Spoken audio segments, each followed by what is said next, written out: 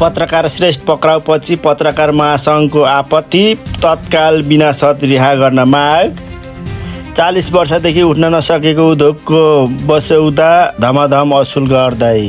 खगेन्द्र सुनारले प्रहरी लक्षित गरेको टिप्पणीमा पूर्व आइजिपी चन्द्र कुबेर खापुले जनाए आपत्ति।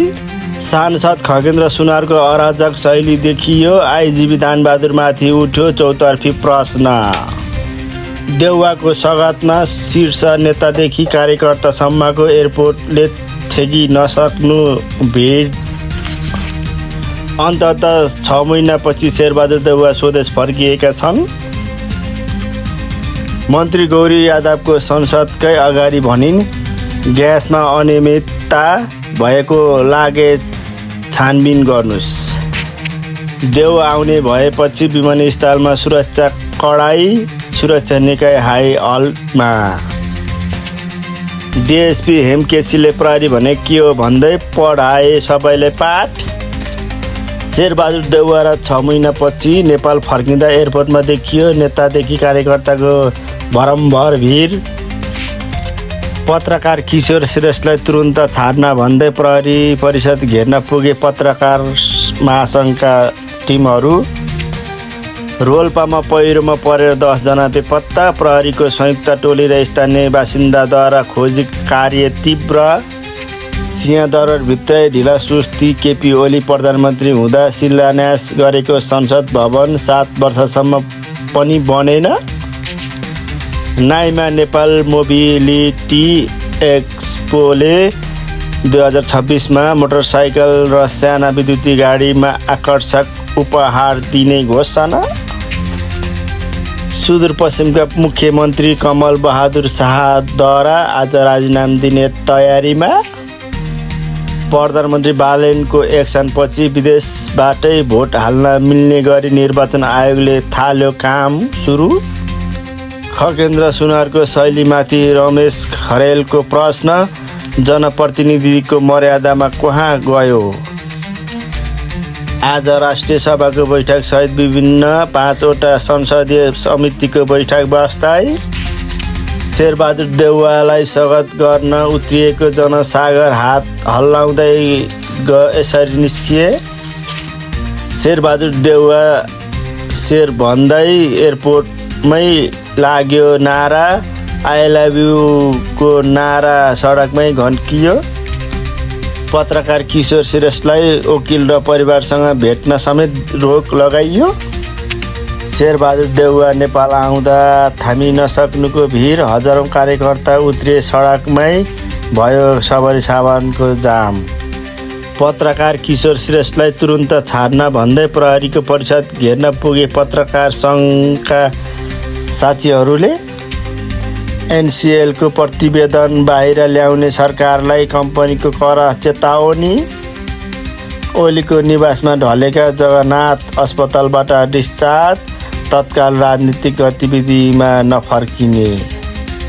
केपी शर्मा ओलीले झोकिँदै अनुसन्धान र रोक अख्तियार प्रमुखलाई फोन गरेको खुलासा। प्रेम राईको जवाब सुनेर ओलीको होसमै उड्यो।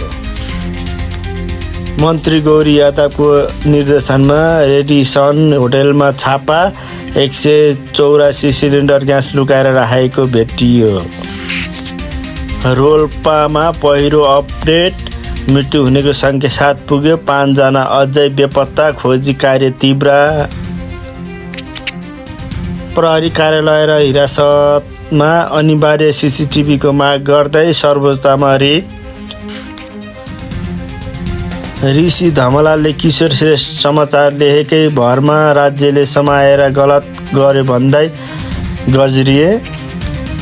बालेनको हातमा पुग्यो 11,000 कर्मचारीको माथिको कारबाहीको पत्र। 1,500 सरकारी कर्मचारीको कार्यालयमा छापा। आयुर्वेद चिकित्सक परिषदको अध्यक्षमा डाक्टर सिद्धार्थ कुमार ठाकुरी नियुक्त। एनसिएलको प्रतिवेदन सार्वजनिक गर्ने सरकारलाई कम्पनीको चेतावनी। गोपनीयता उल्लङ्घन भएको दाबी गर्दै कानुनी कदम चाल्ने सङ्केत देखियो। पूर्व प्रधानमन्त्री एवं नेपाली काङ्ग्रेस निर्माण सभापति शेरबहादुर देउवा स्वदेश फर्किएका छन्। तस्बिर सिधै भाइरल। होटल रेडिसनमा उद्योग मन्त्रालयको छापा। 184 सिलिन्डर ग्यास लुकाएर राखेको भेटियो। मन्त्रालय कारबाहीको तयारीमा रह्यो। शेरबहादुर देउवाको सरकारलाई चुनौती भयो भन्दै राजा ज्ञानेन्द्रले सकेनन्, अरूले सक्छन् यहाँ मलाई भन्दै बोले। सुदन गुरुङ र बालनले पक्राउ गर्न लागेको भन्दै देउवाले दिए कडा धम्की। छोएर मात्रै पनि देखाइदिने चेतावनी। नाइ मामा गाडी किन्नेहरूलाई ग्लोबल बैंकले दियो खुसीको खबर। सुदूरपश्चिमका मुख्यमन्त्री कमल बहादुर शाहले राजीनामा अन्ततः दिएर छाडे।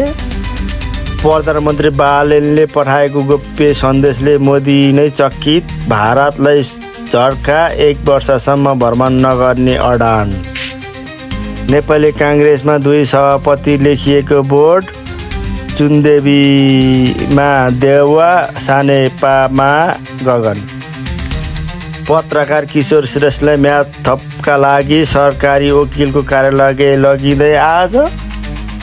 देउवा नेपाल फर्किने बित्तिकै ऋषि धमलाले गरे गम्भीर खुलासा। सभापतिमा शेखर र गगन भिड्ने भविष्यवाणी। देउवाको भाडाको निवासमा भेट्न पुगे दीपक मनाङ्गे।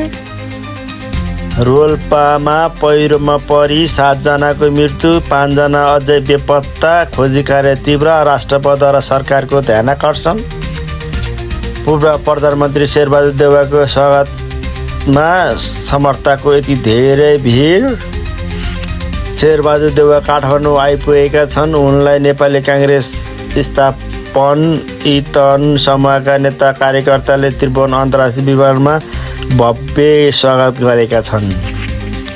सरकारी कार्यालयमा बिचौलियाको शुल्क बन्द। फारम भर्न नसक्नेलाई निःशुल्क सहायता। पत्रकार किशोर श्रेष्ठलाई 3 दिनको म्याद थपियो। सुदूरपश्चिममा नयाँ सरकार गठनको प्रक्रिया सुरु। मुख्यमन्त्रीका लागि दाबी पेश गर्न आह्वान।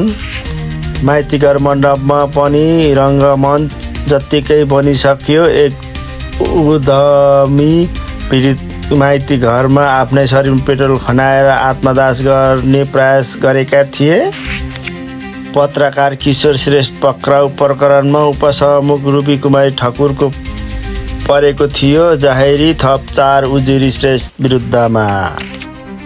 रोल्पामा पहिरो घर पुरिँदा 2 जनाको मृत्यु, 2 घाइते। सैलुङ मिडिया खबर हजुरलाई कस्तो लाग्यो? जस्ता तस्तै प्रतिक्रिया, कमेन्ट, सब्सक्राइब गर्न नबिर्सिनुहोला। फेरि पनि अर्को समाचार लिएर उपस्थित हुने बाचा गर्दै म विमल बिदा हुन्छु। हस्त नमस्ते, धन्यवाद।